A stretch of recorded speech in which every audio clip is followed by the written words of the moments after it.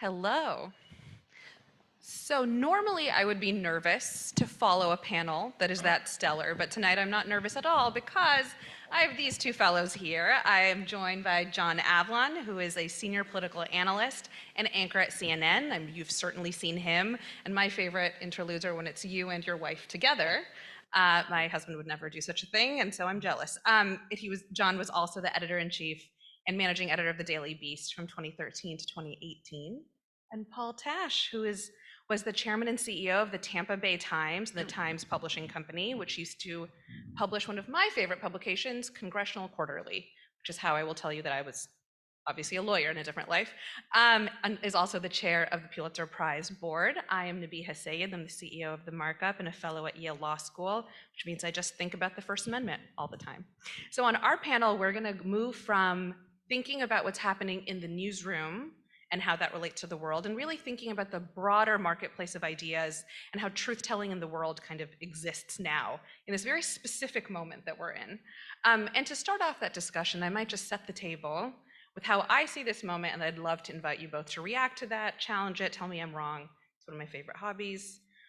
And so when I went off on the Marshall Scholarship a little over a decade ago, I went off to study a website that folks hadn't heard of at the time called WikiLeaks. And as WikiLeaks came more into public notoriety, visibility, there was a lot of hand-wringing around, like, is Julian Assange a journalist? What is happening with this act of direct-to-person truth-telling? Is this a removal of the institutional gatekeepers we rely on to sort of figure out what is true? Like, what's going on here? And that came about with the rise of social media, with a variety of different platforms having more centrality in our news ecosystem, the rise of influencers, who people increasingly started to follow as the nodes of information. And so we have this moment where there are people who receive their news from institutions, there are people who receive their news from individuals like the Alex Joneses of the world, and we have a much noisier environment. And as the news was just recently broken on this panel, there is an election next year.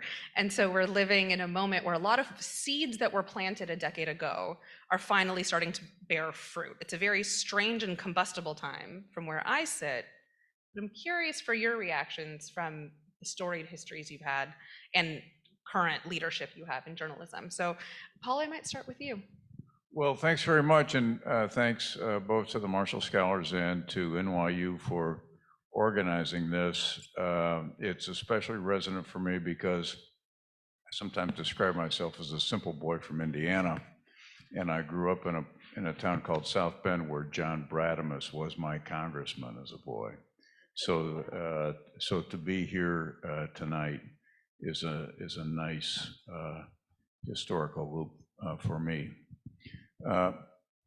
Over those last 10 years that you've described, and maybe longer, one of the things that has happened, even in a regional setting, and for a regional news organization like the Tampa Bay Times, is that in many ways we have gone from being a universal, general interest publication, in some ways to being a niche publication. And that would have been a really challenging idea for me, and I still don't like parts of it. But we are reaching only some slices of the audience, potentially, rather than in the old days of the circulation trucks that could throw a paper basically at every household. So in this role of a gatekeeper, there are a lot more gates around us and between information and the audience. And we're trying to find a way to connect with as many people on the other side of those gates as possible, but still recognizing that some of those folks are beyond even, at this moment, our reach as a general interest news provider in a geographic setting. In January of 2017, right after the election, we gathered a group of journalists at the Poynter Institute, which actually owns the Tampa Bay Times. to reflect on a lot of things, including the election that had just happened and our role going forward. And I'm thinking a little bit back to the previous panel. And as I thought about what I was trying to do as the leader of a news organization, Florida's leading news organizations, one of the things that I thought to myself was that I want to try to maintain connection to the good people who voted for Trump.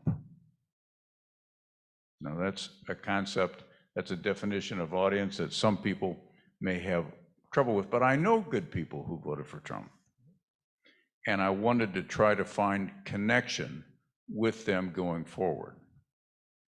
That is still, that assignment is, if anything, harder today than it was even 6 or 7 years ago, as we are trying to convey a message and news that will resonate across an audience.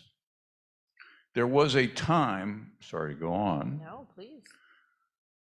There was a time when the national news organizations could pick their lanes and they would reach a particular segment of the audience. If you were left, you read one publication. If you were right, you read another, or you listened to one channel, or you read another one.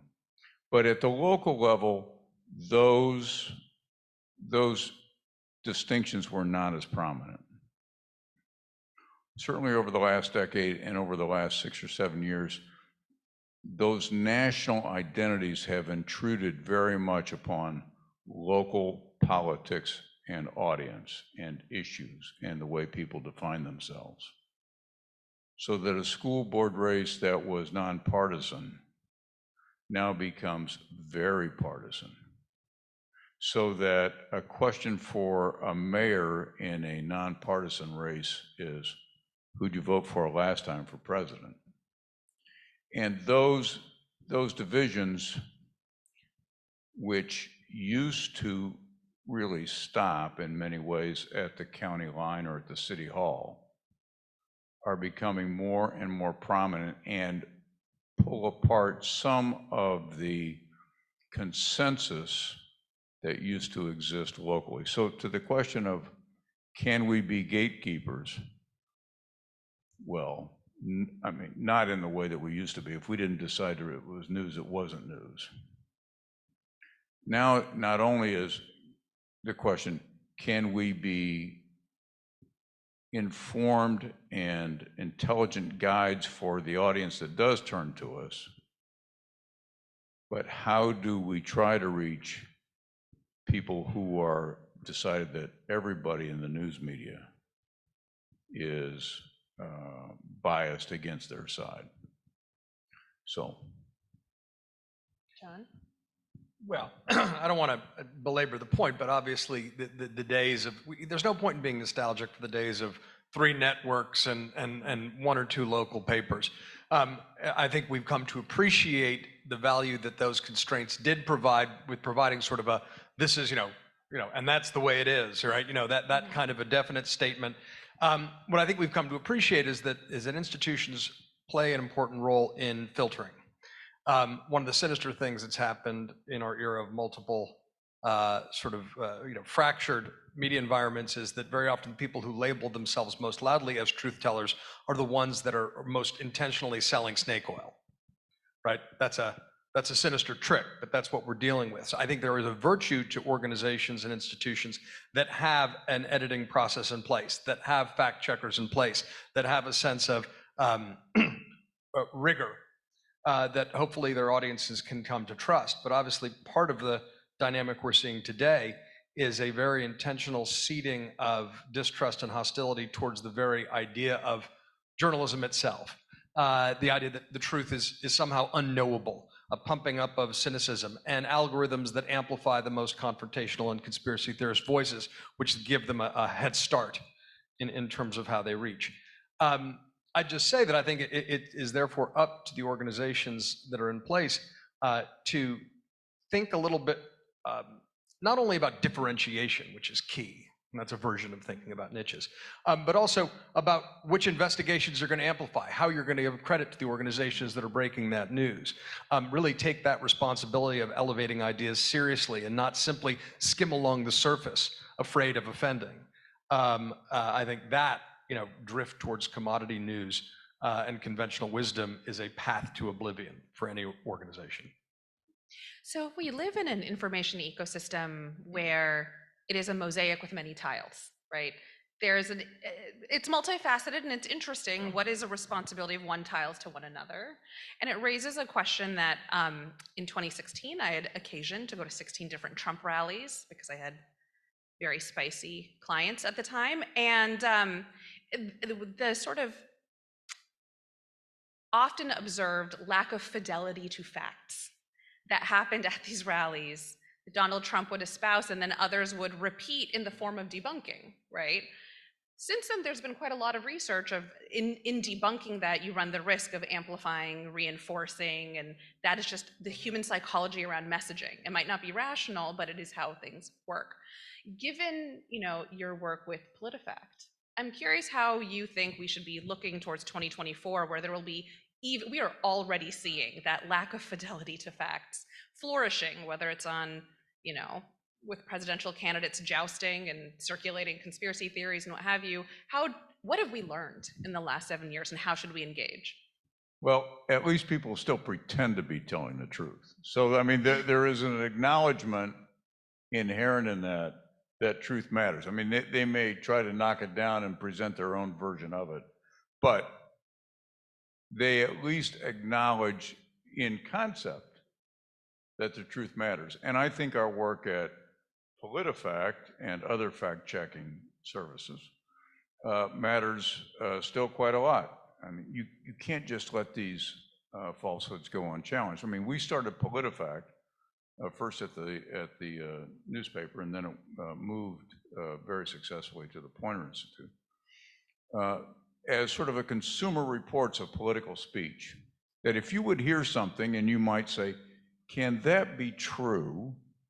And PolitiFact would check that speech, go to the original sources, that assertion, go to the original sources, and give you some idea about, yes, that's true, or no, that's partly true, or in some cases, that deserves a pants on fire rating. And we've done that now for 15 years.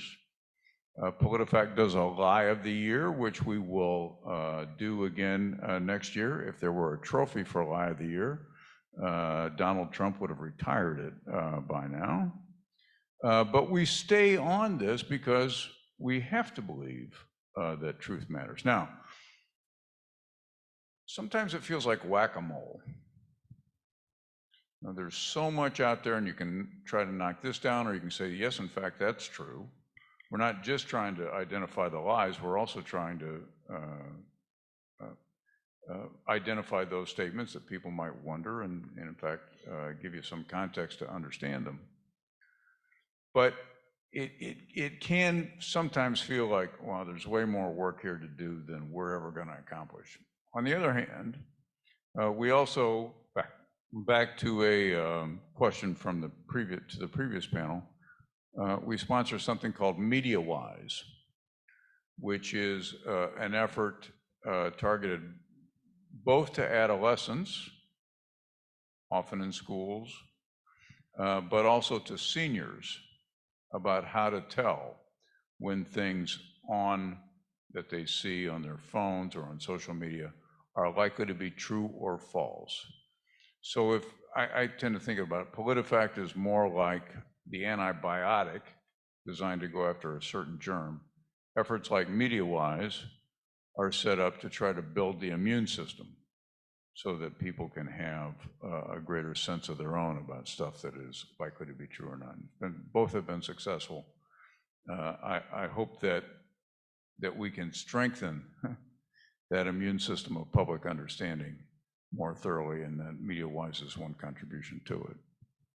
Now, John, I want you to talk about the same issue, especially because you do reality checks for the American public often, and you have a book, Wingnuts, that talks about wingnuts that engage in such behavior. But I would love for you to also focus on what I think of as often the journalistic last mile. And it came up in the last panel as attention. You can do this excellent debunking work, fact-checking work, biggest liar work. How do you make sure it's landing with the people who need to hear it? How does it even get to them? Well, I mean, that's a question of amplification, and there are techniques that we, theoretically have the ability to target individuals and reach them more than ever before. But first of all, I mean, on the fact check of it all, or the reality check of it all, I actually think it's one of the most important things that journalistic organizations can do right now. PolitiFact was a pioneer in it. I wish your budget was even bigger so it could keep up with the velocity. Because there's an intentional strategy we're dealing with right now, and we're in a college auditorium, so I'll curse, which is the Steve Bannon flood the zone with shit strategy, right? Which is designed to sort of overwhelm and make the public square seem like an indecent place. And so it's actually, there are moments where people will say, well, gosh, should we just, are we belaboring the fact that Donald Trump lies when he was president? And it's like, well, the moment you stop calling it out, you normalize it. And therefore, it's enormously important, not only to hit on one individual, although he is far and away the avatar of that problem, but you cannot give up on the fact checking, nor you can give into the cynical idea that a fact check or a reality check, which is sort of, humor and history and a little bit of perspective, is somehow partisan. You got to reject that out of hand. This is where the scientific method someone else mentioned earlier matters, and I think inculcating that as much as civic education and understanding of history. How you do it, of course, matters. It's got to have style. It's got to have pop. You need to pick your targets fairly, and it's got to, humor helps. I think that's something we've undervalued. I love the use of history in journalism. It's a way to create context. My belief is that if someone is interested in the news, they're probably interested in history as well, and that creates a sense of context around it, a continuity of the stories. So I think being creative about how you tell, thinking about the amplification strategies very intentionally, working between news organizations, the ones that have the broader platform, elevating the stories and not simply rewriting someone else's scoop a week later, but actually giving them credit and a direct link back, and thinking more holistically about how we get stories into the bloodstream in a fragmented environment. We're not going to recreate the old world, nor should we. But I think there's another thing that can be done as well, which is also acknowledging where the other quote unquote side has a fair point. I think too often people do get sort of pulled into the narratives, and therefore they start embracing sacred cows, and that stops feeling like common sense to some folks. So I think there's an obligation among all journalists to stand up to the mob of the moment, wherever it's coming from. And I think that creates credibility. And when folks fail to do that, it erodes credibility. I love that approach of intentionally cultivating that credibility rather than taking it for granted by virtue of who you are or what you do. You can have an industry that calls itself truth tellers, but you got to earn that trust. We've been talking about, the upcoming election. I'm going to stick with that for a second. One of my favorite observations of late is from Jay Rosen, who was talking about the organizing principles journalists need when they're covering this election.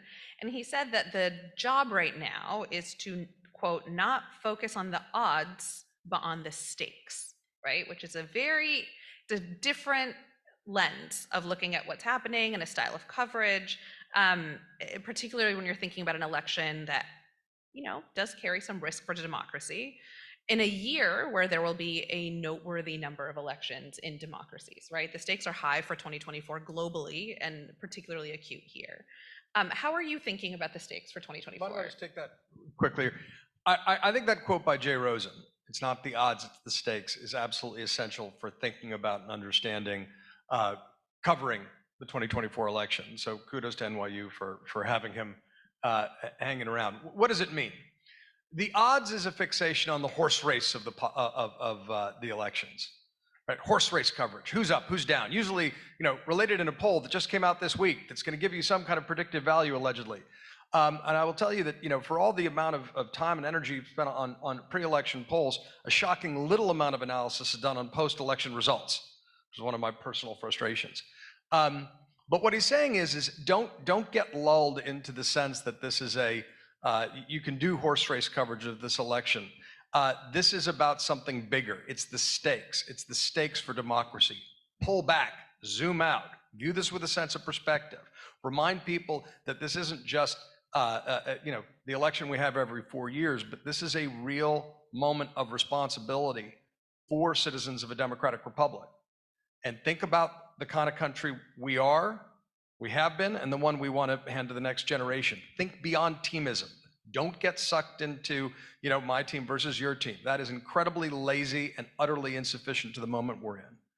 I will say that putting principles of bipartisanship and elevating truth over sort of, the spin on the ball is absolutely essential. But one of the most insidious and self-defeating things I think we can do is fall into this attitude that, you cover Trump like any other candidate, and it'll all work out. That requires a cultivation of trust, and that's simply not there. You need to make sure you are being fair-minded resolutely about the people who support them, understanding the good people who support them. But you need to keep in mind the stakes. And it seems to me that journalists have to have a fidelity to facts, have to be guided by the truth. That's the true center of the political spectrum, and should have a strong focus on defending democracy and the Constitution. And those are the lodestars and the guide stars that should focus our coverage. So to John's good points, I would add a couple more. One is, but if we're going to do that, if we're going to say this is the most important election in the last century, we're going to have to show people that rather than just tell them that. Sure.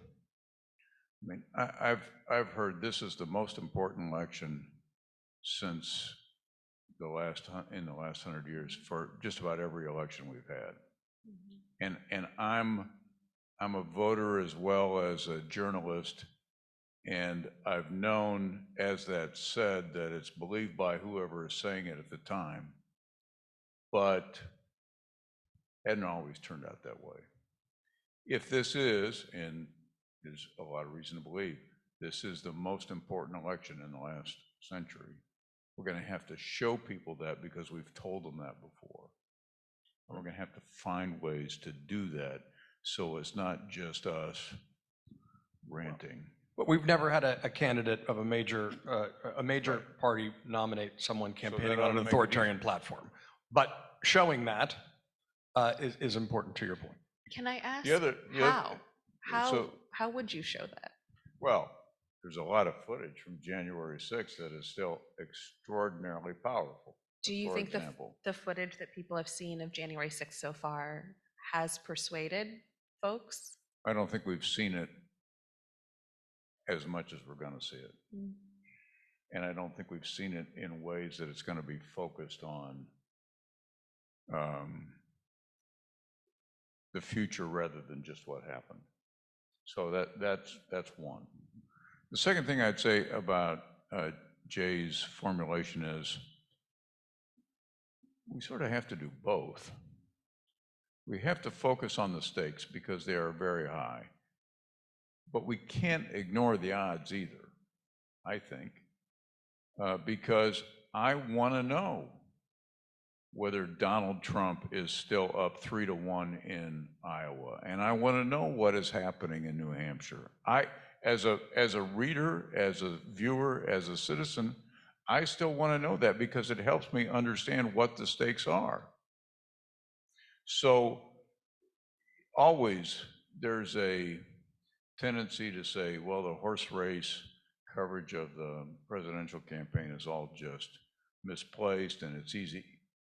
Sometimes it's harder than it looks. Obviously, we wind up with different elections than we sometimes expect. But that coverage has two purposes, I think. One, it does help me understand what's going on in the sentiment of the voters and in the electorate. But back to Tina's point as well, it also helps engage an audience rather than just have the coverage that is public policy on parade. So I'm not suggesting at all that should be the only kind of coverage that's done. And if it's going to be done, it should be done well. But I don't think it's just, in my view, I don't think it's just either or. I think it's both. And I think coverage on the stakes as well as the odds matters a lot this time. I'd love to stick in the messy bit of how we tease out the stakes, because I do want to hear your thoughts on this. Because to me, it does seem to collide in part with the tiles problem, right?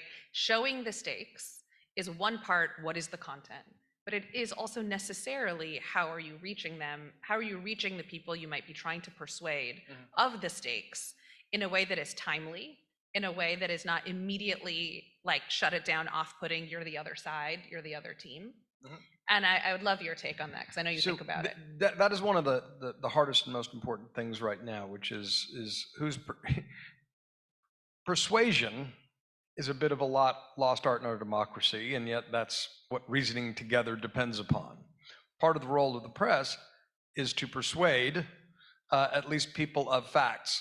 Now, I used to be a columnist, and I love columns, and I do think a lot of work can be done by news organizations having a heterodox crew of columnists who have great, vibrant, fact-based debates, but are willing to take on a couple sacred cows. I think it's enormously valuable when people police their own sides.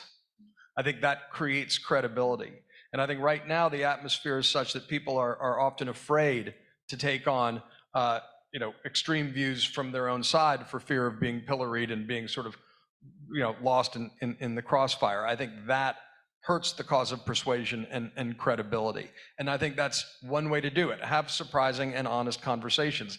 Don't simply skirt along the surface of things, which I think is that sort of lazy default conventional wisdom coverage that everyone's afraid of offending, and so nobody says anything useful. And it feels artificial. It feels insufficient to the moment. That's not to say, obviously, that a news organization should be dominated by opinion. In fact, I think that's part of the slippery slope of how we got here. I think the rise of partisan news, particularly hyper-partisan news, is disproportionately responsible for degrading trust in media. And often they hide behind the fig leaf of, well, that's the opinion show, and as a legal defense. And I think, what we've learned about the right-wing partisan news organizations that found ways to publicly try to justify Donald Trump's lies about the election, when in private they were saying something different. That's in real time. We see what happened. That's on our watch, and it cannot be forgotten, because it shows how corrosive that kind of careerism and teamsmanship is, if it's allowed to intrude on a business plan level beyond the broader principles of journalism. So I think on the one hand, organizations need to make sure you're dealing with persuading the reasonable edge of the opposition. Take issues, don't simply go for the safe, but have the tough, honest conversations, as long as you've got an anchor who can fact check in real time and make sure it's a fact-based debate. So, and I think that'll help get you a little more credibility with folks on the other side who sometimes write off organizations. And looking forward, as some organizations are doing already, some of the national news organizations particularly have done already, is to focus on, well, what would the next term of a Biden administration or a Trump administration really look like? And what are the differences that Nikki Haley would bring, or Ron DeSantis of Florida would bring, if by some miracle they surmount the odds that now seem stacked very heavily against them to become the nominee. So I think that coverage is great, and it certainly needs to be enhanced and rigorous and detailed and vivid in a way that goes beyond just, this is the most important election in a century and democracy is at stake. And let me add one thing, because it connects to the last panel. I think news organizations that have the financial wherewithal to support investigations play an absolutely essential role. And in the winning of journalists and the creation of news deserts, I think back to a Supreme Court case that recently happened where no one had done the due diligence for the many months it was on the docket to see whether or not the person making the complaint actually existed. Right? It was essentially a sock puppet case brought up for ideological purposes, and it was successful. It just goes to show you, I mean, democracy really does. I used to joke, the Constitution doesn't mention political parties, but it does mention journalists. And that's in part because we're sort of a guarantor of the facts. And that kicking of tires, the ground level due diligence, the investigative units that can be afforded by large organizations or innovative new organizations, that's really the kind of value added that's going to keep the election from being simply skimming the surface and as Liz Cheney said, sort of sleepwalking towards dictatorship. Thinking about sort of the global conversation that happened on the last panel, the observation of the stakes of authoritarianism and sort of the partisan nature of what we're seeing do you see any tactics or strategy transfer from journalists who are operating in explicitly authoritarian environments abroad? Do we see any of that conversation or that transfer happening here? But I think there are best practices. You talked about, one of the things that came up was the truth sandwich, right? So when you're fact checking, you start with the truth, not the allegation. Here's the truth, here's the allegation, here's the truth, that kind of a thing. I interviewed folks from a Ukrainian outfit called Stop Fake, which was created after 2014, the annexation of Crimea.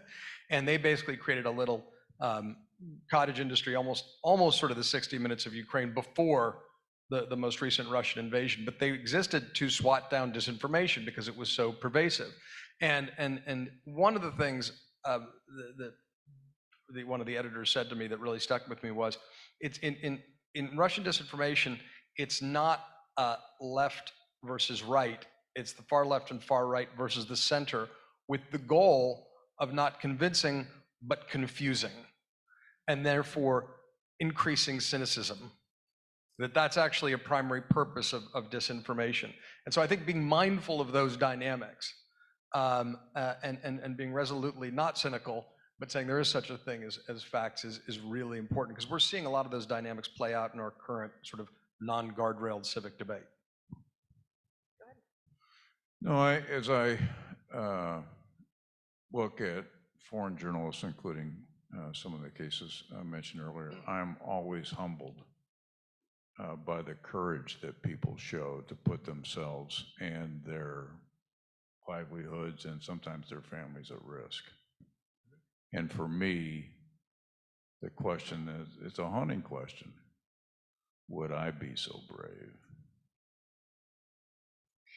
I'm going to ask a couple more questions as we close out the panel. So for folks in the audience, start teeing yours up. But I want to switch gears from sort of the political conversation we're having to other realms of reality that the news does so much to share information about. And, thinking about how news organizations, how journalists can communicate around things like a global pandemic or other areas of sort of complex, dynamic, changing in real time, nuanced, often quite technical realities, feels also very challenging, right? Because you are trying to do a lot of education that ideally might have been done in science class or elsewhere in civics, but hasn't been, and you got to meet people where they are now. So I'm wondering if there's any lessons that you'd reflect on in sort of covering those kinds of technical areas that are extremely difficult to translate, but have real consequences, especially when it is something like a global pandemic, or as we think about it at the Markup every day when we're trying to explain algorithms to people, and they're like, I can't spell that. What do you want me to know about this? I think a degree of humility or transparency about the fog of war. When there is a major news event that's unprecedented, being as transparent as possible about what we know and what we don't know, and there are a lot of competing priorities. Newsrooms, I think, a lot like life, are a struggle between the urgent and the important. And I think it's vitally important that we all keep our eye on the important as well as responding to the urgent. And for me, one of the sobering things is we've had a lot of slow-moving crises, which we as humans are not great at dealing with, and fast-moving crises. But and I'm a defiantly optimistic guy, but I'm struck by how much they've failed to unite us, even when the disinformation has a death toll attached to it. as it did, unfortunately, around COVID. So I found myself drawn very much to the view that Tina represented earlier about you have to tell stories in ways that resonate with people. One of my friends says, nobody ever says, tell me an article. Tell me a story. Yep. Right? So you have to connect the complex to the everyday experience of people. Don Hewitt of 60 Minutes used to say, is one of the first things we learn to say as human beings. Tell me a story. And I think we have, as journalists, it's a failure of craft if we give people term papers rather than stories that they can relate to and that are obvious, find an obvious connection to their own lives. Couldn't agree more. I think that is a wonderful jumping off point to a very shocking study that I read a couple weeks ago that came out of the Reuters Institute for the Study of Journalism at Oxford. And they decided to ask people in 46 different countries around their experience with news fatigue. What do you do when you're just like, I cannot look at a headline, I do not want to read anything? They found that in Britain and in the US, there was a dramatic rise in the number of people who were saying, I just can't. Like, I can't look at headlines. 29% of people in the United States that were surveyed said they were worn out by the quantity of news.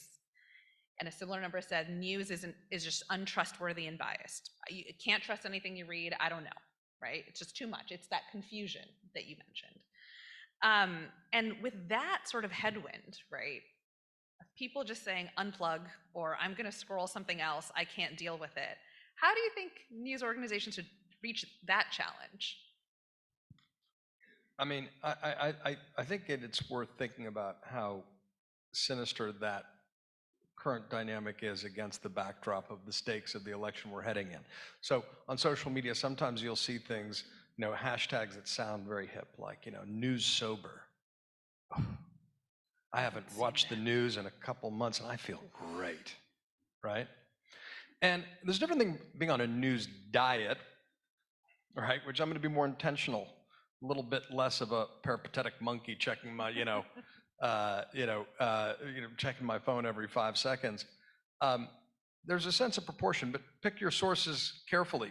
But when you start buying into this idea that it's defiant to ignore civics and news, which is essentially the same thing in a free society, you're being lulled into exactly that kind of state that is trying to get you hooked on the narcotic of indifference, of cynicism, saying it doesn't really matter, right? And that's a very seductive pose, but it is an absolute suicide note for a democratic republic that requires a responsible citizenry. And that's why I think there does need to be a persistent sort of war on apathy. Don't get distracted by all the nonsense, but realize that it's part of your responsibility as a citizen of a self-governing society to consume the news, to make informed decisions, to have conversations with people who you disagree with based on persuasion and common facts. But I'm very troubled by the cascading effect of the news deserts and the shift to non-article formats on platforms that are fast growing, and the sense that we can just tune out the news and whatever will be because nothing really matters anyway. That's an attitude being pushed on you, like any other narcotic being pushed on you. So let's face it, sometimes the run of news can be a little gloomy.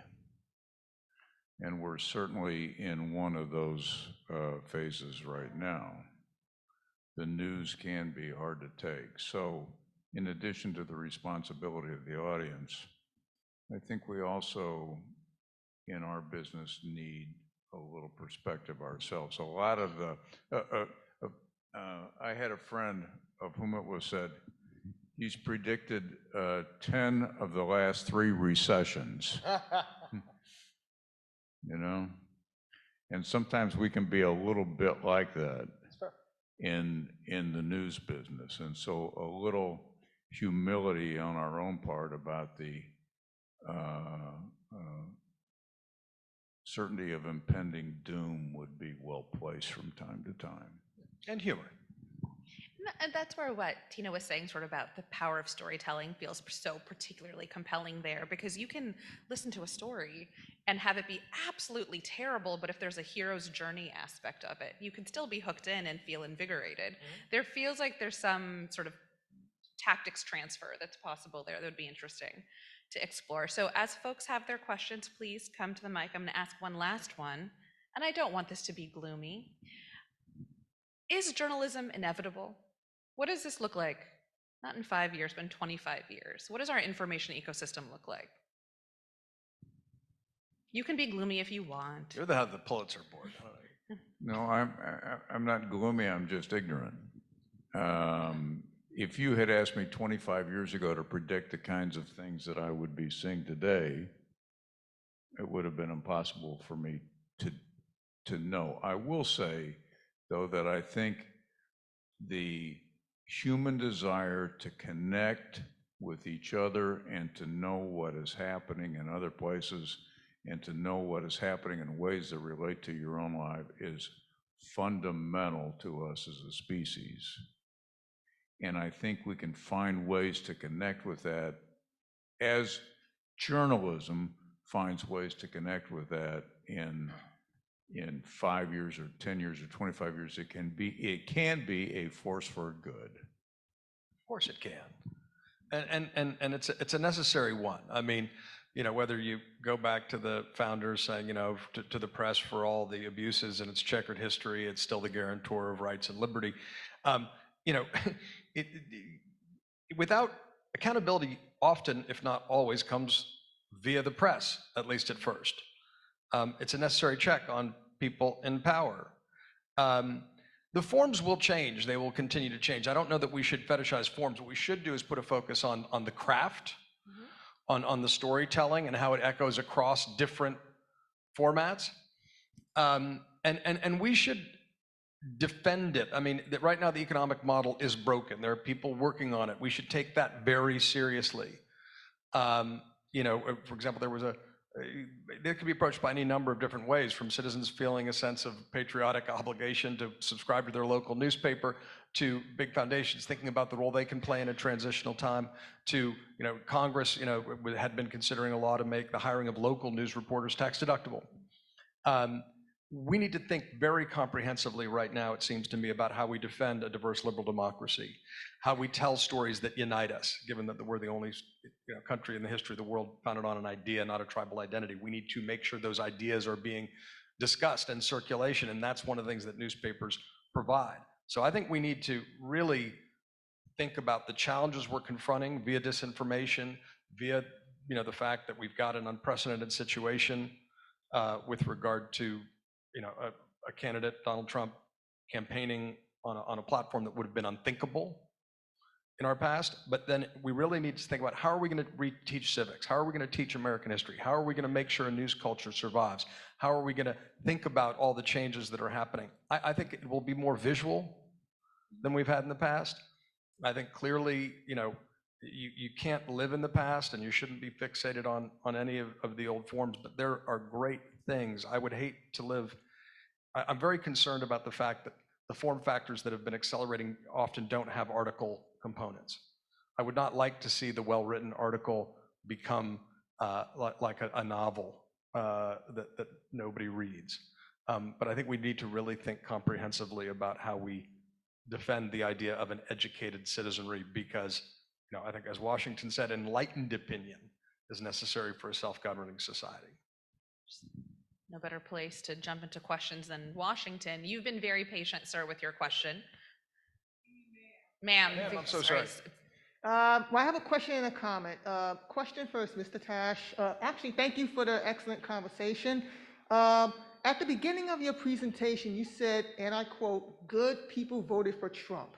So I have to ask, what is your definition of good people? And before you respond, I want to stress to you, as well as to the audience, that I asked this question in good faith. So that's my question, and that leads to my comment, how it is, as a longtime news consumer, an avid news consumer, it is difficult, if not impossible, to consume news in good faith because social media is where context and nuance seem to go to die.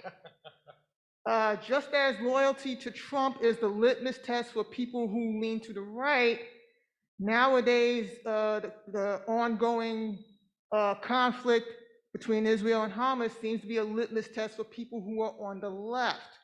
And I made it a point to use the word conflict because to me, war implies that both sides have equal footing, which they do not. And, in recent days, there's been the ongoing debate about the phrase from the river to the sea. Is that a call for genocide? I honestly don't know. And sometimes I figure since I'm neither Jewish nor Palestinian, maybe I should sit that conversation out, Yeah. which is where the timidity comes in. Because it's like, Yeah. okay, I truly don't know if it's a call for genocide. What I do know as a human being is that genocide is wrong no matter who is targeted. So with that being said, I would like an answer to my question, and I thank you again for this excellent conversation. Thank you. Thank you. Well, thank you. I thought that phrase might catch an ear. First, let me say, I said that in 2017, after the first election, when in my part of the world, probably 45% plus of the vote went for Mr. Trump.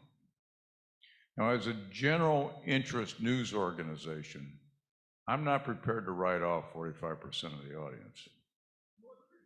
These are people who cared enough to get to the polls, who had a view, who had a very different view than the one I took, but who took a view. And I'm not prepared to say that those are evil people and to be as preach at them. In fact, one of the things that I think is sometimes counterproductive in our work is that we tend to cover I'm going to speak in shorthand. We tend to cover Democrats from the inside out, and we tend to cover Republicans from the outside in. And that makes our coverage and our less nuanced. We don't see the internal divisions as well. We don't see the differences. We are not able to describe things in ways that people who live within that world know to be true. And so our work doesn't have the same power of authority. It's preachy, it's external. It would be much more resonant if we were on the inside, the way that John was saying earlier about people talking from within that body of sentiment and that body of opinion. So that's what I mean by that. And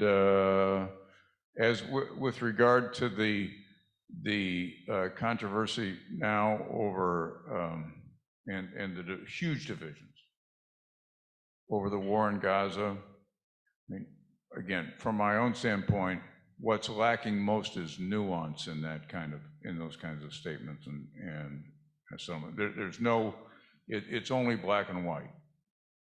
There is no acknowledgement of the complexity sometimes. There are some certain basic truths that must be said. What happened on October 7th was abhorrent.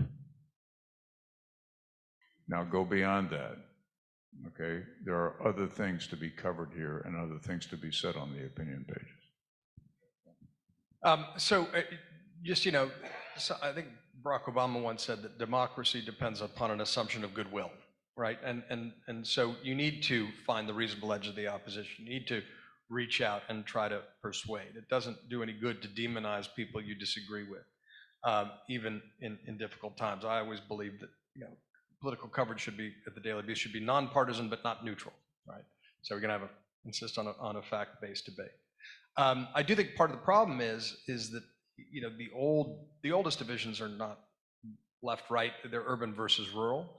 And I do think a lot of newsrooms, as we've got these growing news deserts, don't have the kind of empathetic understanding of rural communities and rural working class families that lead to a series of assumptions and a reluctance to sometimes press arguments that might resonate inside their own communities. I think that's a learning or a self-reflection that newsrooms can try to make sure they're incorporating.